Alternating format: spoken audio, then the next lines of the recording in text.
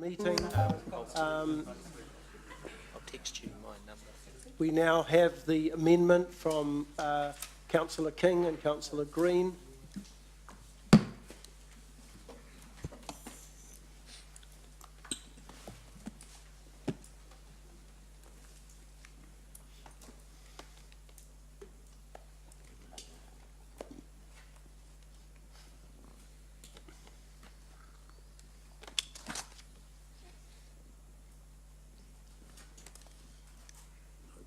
If you could, Nicholas, just remind me, because we debated this infinitum at the last round on this matter. Sorry, can you just do the mic? I can't. It is on.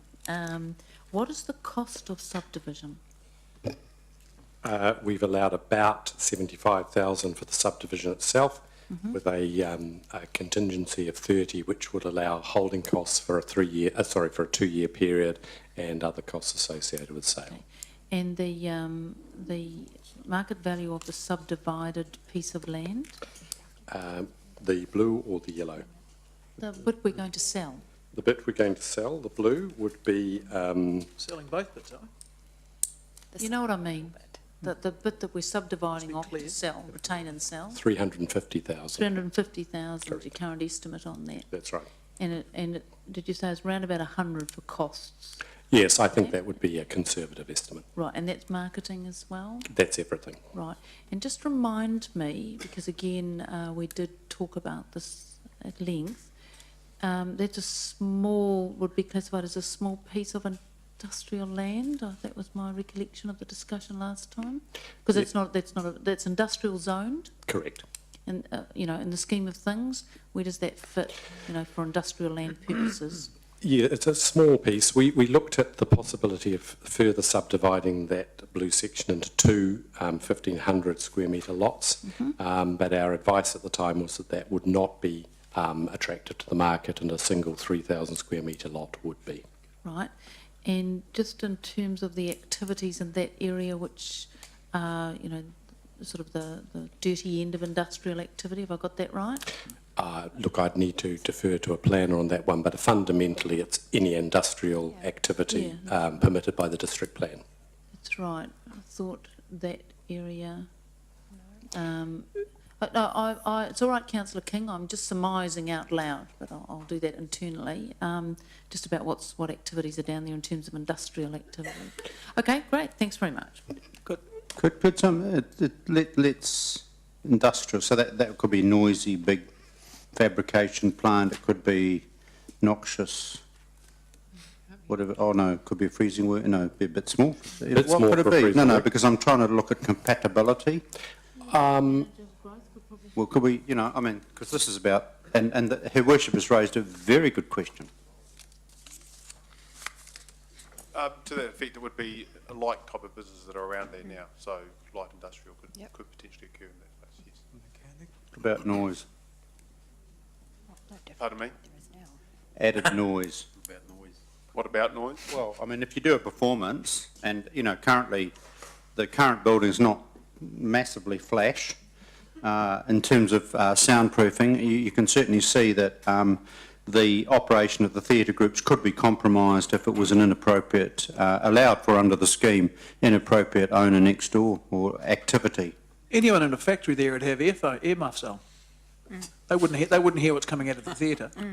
Well, yeah, and that's actually a very symbolic statement in terms of where our values lie. Come on, let's look. Let's just see if there are any further questions on the amendment. Yes. Because we have partially started with the debate. I have a question. Have you ascertained, you know, now this has come up, because obviously you were looking at the options, and this is one of the options that you float, you know, obviously in your professional capacity floated. What is the view of the Rivoli Group as to this particular option?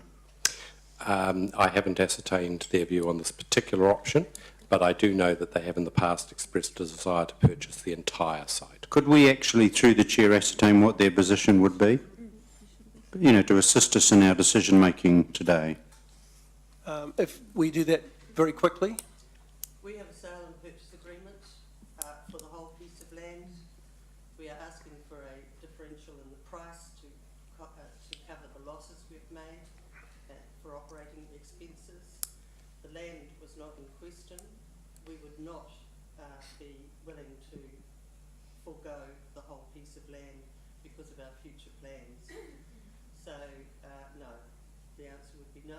We would, if necessary, go back to the original 460,000, sign an unconditional agreement on that, and where the fact that we may have to close for up to a year before we can reopen again with further grants. Your Worship. I just want to clarify, because this would constitute a variation to an existing contract, which would require the other party to agree, right? And if they don't agree, the status quo remains, which is the contractual terms. So in putting, because that is the legal position, so in putting this option in this report, did you not ascertain whether they would entertain a variation? Because, you know, Councillor King's put this on the table, but if it's never going to happen, you know, because they have to agree to a variation. Yes. No, I didn't, and the reason for that was that well, there are two reasons. Firstly, we were dealing with very, very tight timeframes, but secondly, and more importantly, I sought clarification from Riverley as to their position in respect of the staff recommendation in this report, which was specifically around whether or not they would support an extension of the time to raise the 460,000. That question was put to their lawyer by our lawyer at my instruction, and the response I got back was that the lawyer acting for Riverley had put the question to the purchaser, Riverley, and was advised that they did not want to request a formal extension of the finance condition at this time. Their lawyer stated that they had not provided, Riverley had not provided a proposed date as to when they could expect to raise the required purchase price, and they simply want to wait to hear the outcome of the council meeting on the 21st of April.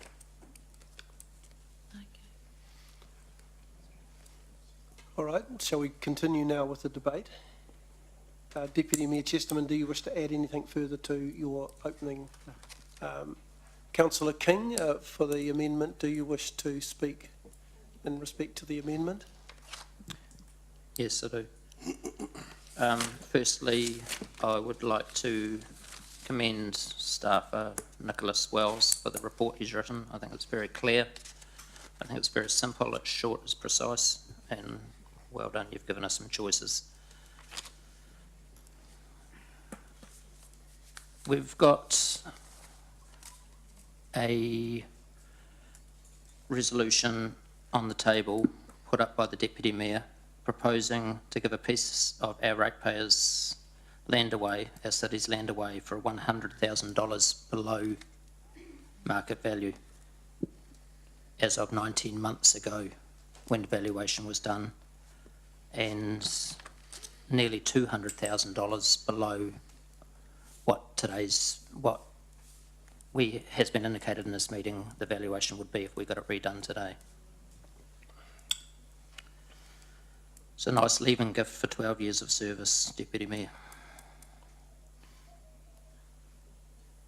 Who's looking after the ratepayers and the ratepayers' interests?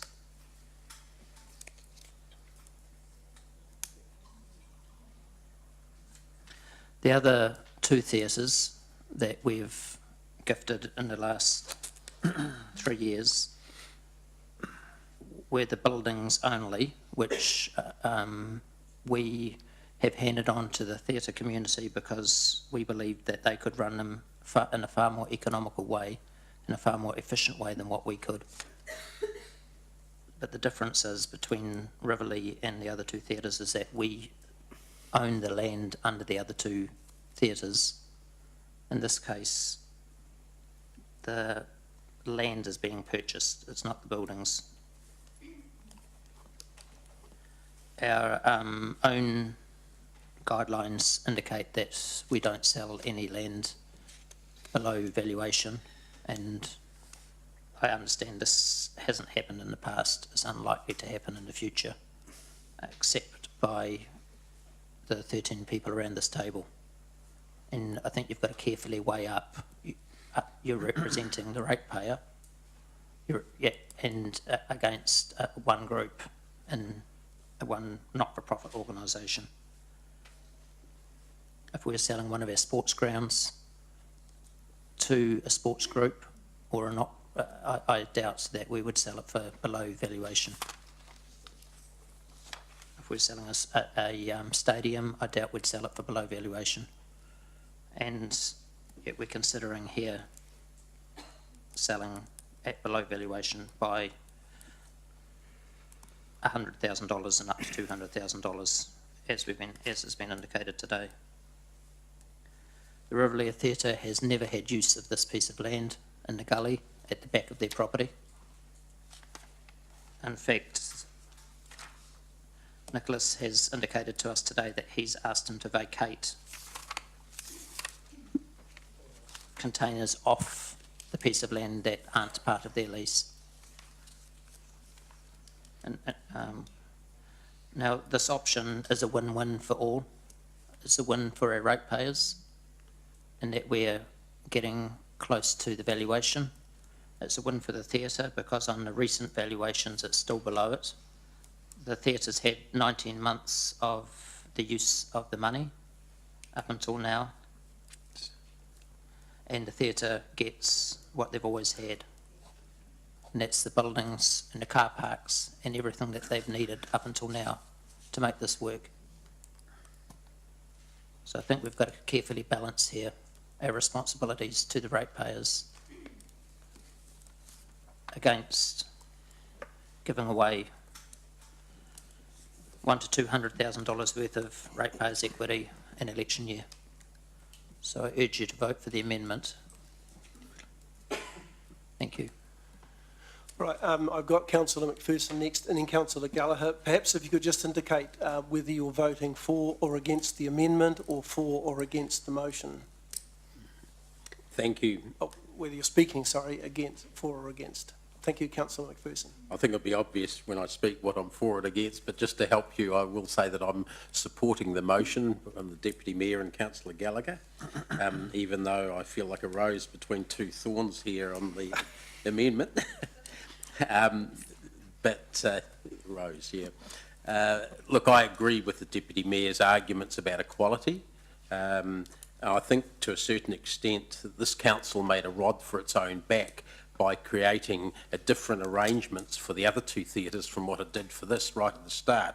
If people cast their minds back, and you need to look at the whole picture, not just what's in front of us today, I believe, I believe that the Riverlea Theatre Group would have been well served had we given them the buildings and kept the land just like we have at the other places. Unfortunately, and I voted for that option, unfortunately that didn't happen, so we're left now with trying to make perhaps in some people's mind a silk purse out of a sow's ear. But we've got what we've got now. It would be crying over spilt milk to unwind things back that far. Effectively, and to this extent, I guess Andrew is right, we are effectively talking about a subsidy to the group, and we're arguing over the amount of the subsidy at the moment.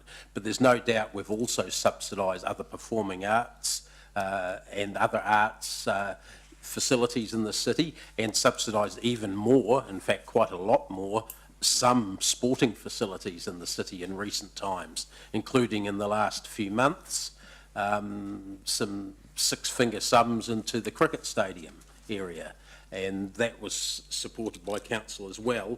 I don't think, it's interesting that I don't hear always the same arguments coming up in that area.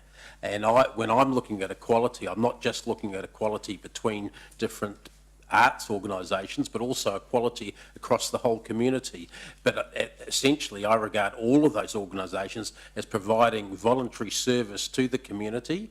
That if they weren't there organising the rugby games, organising the performances, someone else would have to be, and it might cost us a whole lot more. So I think I don't think it's a matter of giving away ratepayers' money. I think it's investing in a healthy community by doing that. And I think on the balance of things, to provide equality in this area, the motion goes closest to that for me.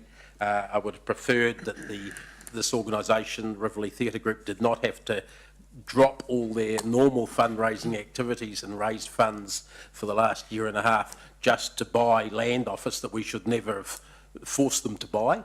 I think that that's caused some terrific internal problems, administrative problems. I know what it's like when you have to change course of a voluntary organisation from fundraising for your normal operations to fundraising for capital, and the effect that that has on the operation of your organisation. And I think that it was unfortunate we put Rivoli Theatre in that space, but we have done that, and I'm quite frankly very pleasantly surprised at how well they've done in responding to that. They haven't quite reached their target.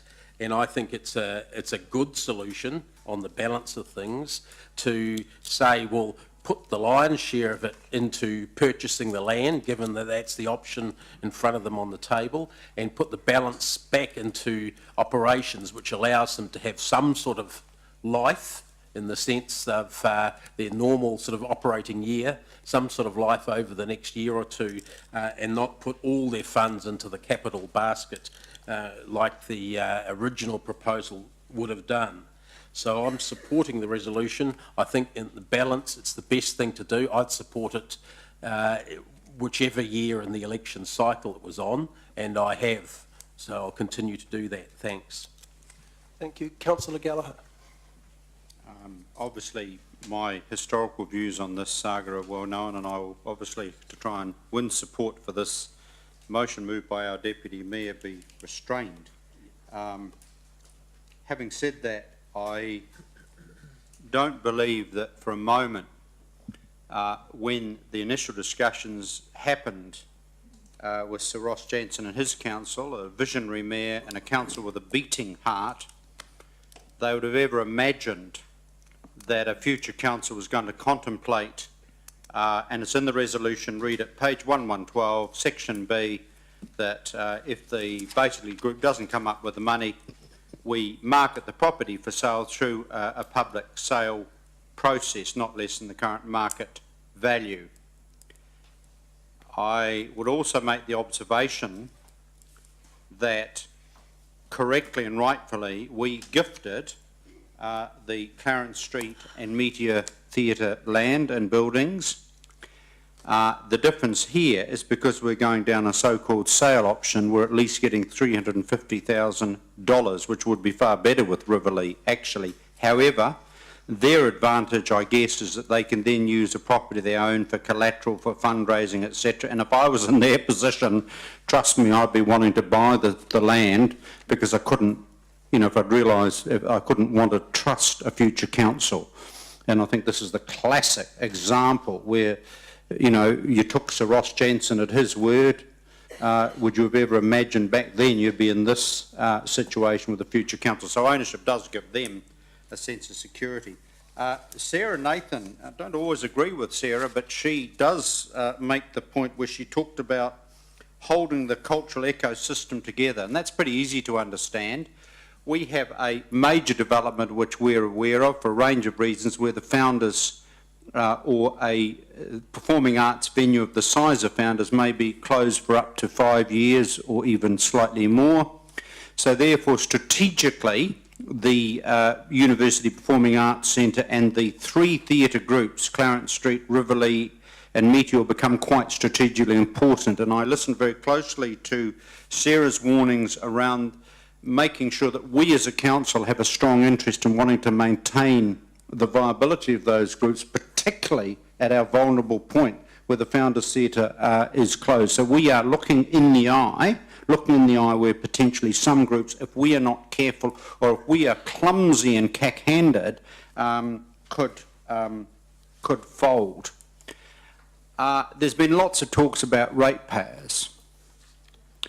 The kids and the young people who every night basically use that Rivoli centre are sons and daughters or granddaughters and grandsons of current ratepayers. A number of them are ratepayers, a number of them will be ratepayers. And one of the reasons that we're going to keep them in Hamilton, hopefully, and not let them go to good jobs in Tauranga, or if they can afford to go to Auckland or elsewhere, is because of the vibrancy of this community. And one of the reasons we're going to keep them is because we're going to give them a clear message that we want equality of treatment. So if you play your sports, your netball and your rugby, and I think roughly, kind of, we do pretty well in making sure those kids are catered for, young people, but we're even-handed across the board. And colleague councillors, this is not just about values and costs, and it's not just about dramatic productions per se. It's about the health and the vitality and the mental health and the psychological and the physical health of our community and of our young people.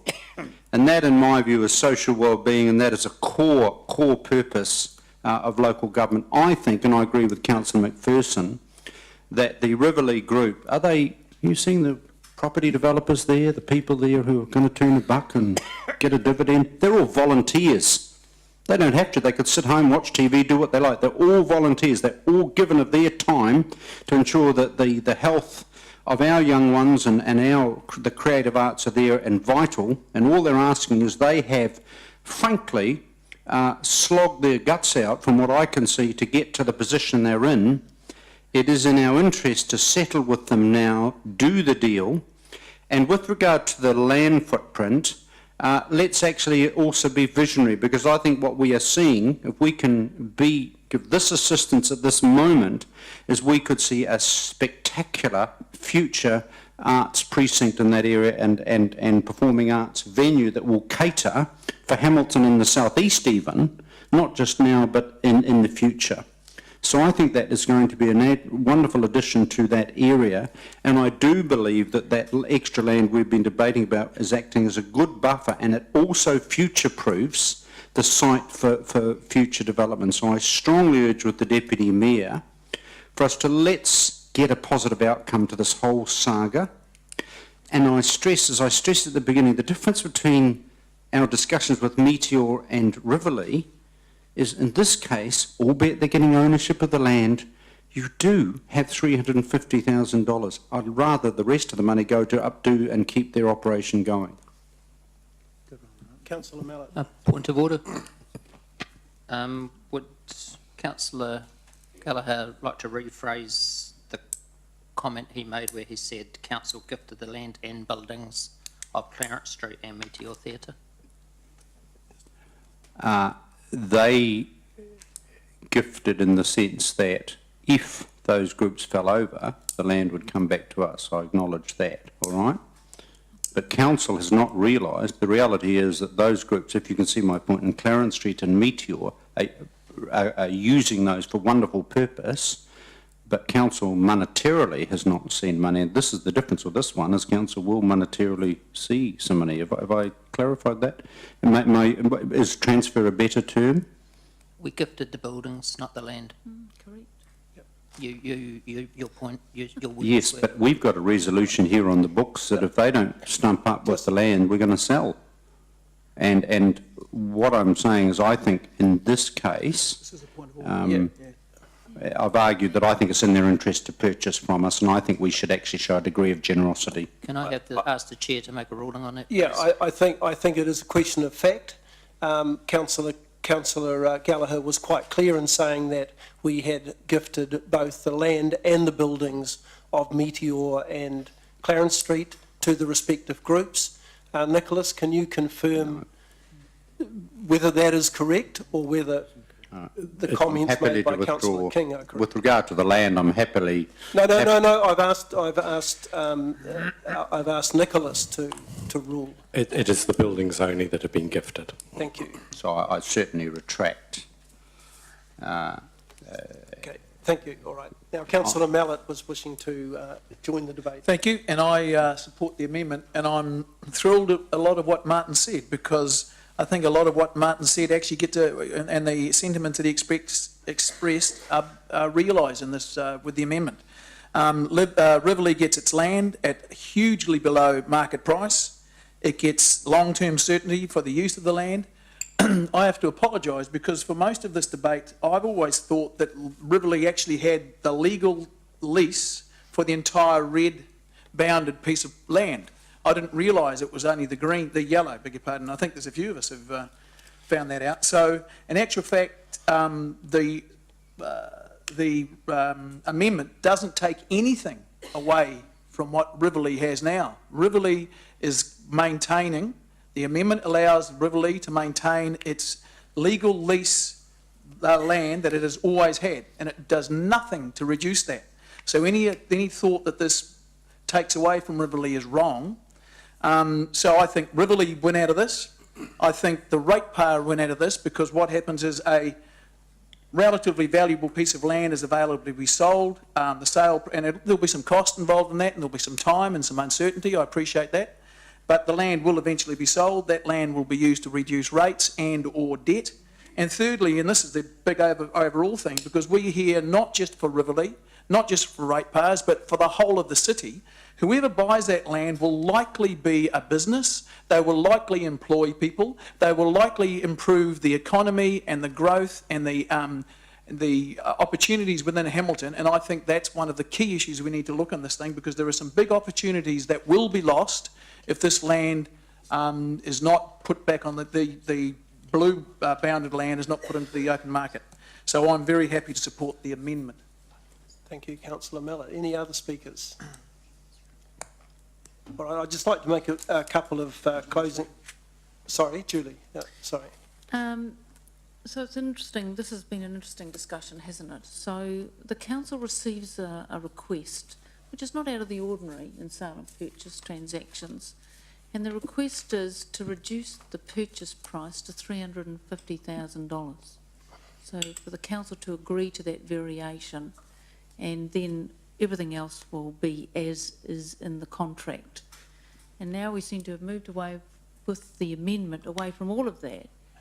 And what I don't see in the amendment is what actually is the answer to their request. Is the answer to their request that we will sell it to them for $350,000, is it? I don't know, I don't see much of it written up there.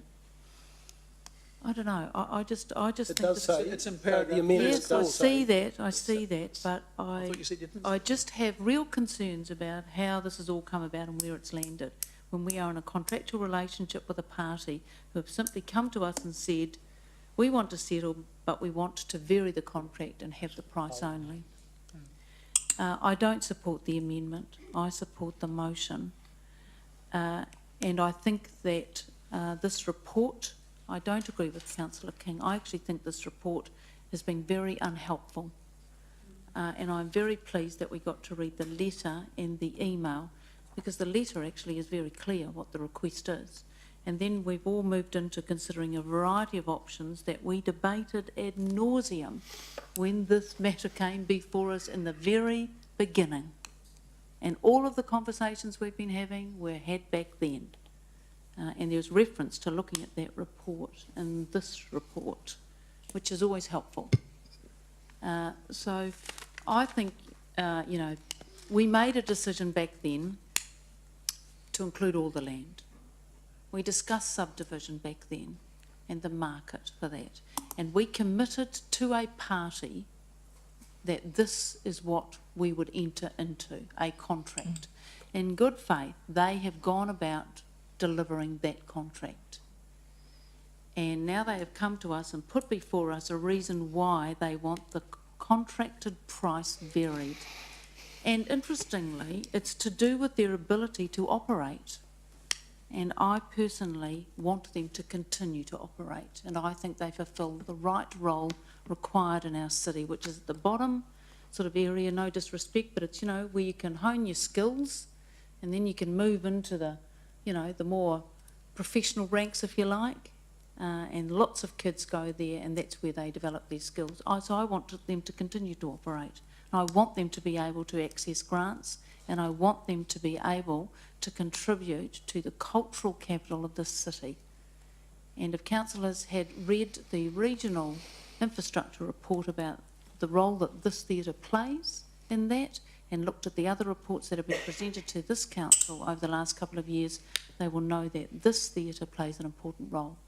Now, if that means that we have to make a change to our policy, which is the right policy to always get the market value, and if that can't be done, to put it before this council to decide if they want to vary that. In this case, I think there are good reasons to do that. and that's why I support the motion. All right, well, before I come back to the right of reply, I just have a couple of comments, and I support the motion. I think, like Councillor King, though, we have an obligation to gain value for the ratepayers, but here we're considering an allowance on what is the market value for an organisation who are involved in public good, and this is part of our role as councillors, is to look at where that public good is, where it is actually being managed well, and here we have an organisation which is well established, financially solvent, community organisation, and if we want to do some comparisons back to the Meteor and Thackeray and the Thackeray Street Theatre, we should be considering also the fact that both of those entities have had the benefit in recent times of quite substantial annual grants in a different way, not towards purchase of land, but towards maintaining and improving the structures of their buildings. So I'll be supporting the motion. No rights of reply from either of the amendment or the motion. We'll now go to vote, and we'll vote first of all for the amendment. So the amendment from Councillor King, seconded by Green. Those in favour, and we'll have a show of hands, please. Those in favour of the amendment, please raise your hands. They don't get it. Councillors Green, King and Mallett. Those against? Councillors Tooman, McPherson, who worship the Mayor, Councillors Forsyth, Gallagher, Councillors Young, the Deputy Mayor and Mr Chair. Right, so now we go, so the amendment is lost. We now go to the motion, and I'll put the motion. Those in, can we pop the motion back up on the board? If we're not already, have we forgotten what it was? Okay, so those in favour of the motion?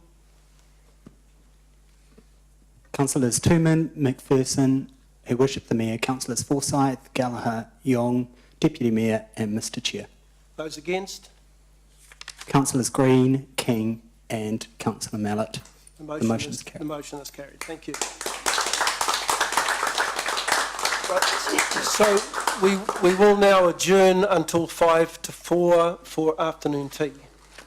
So if you could all please be back at 5 to 4.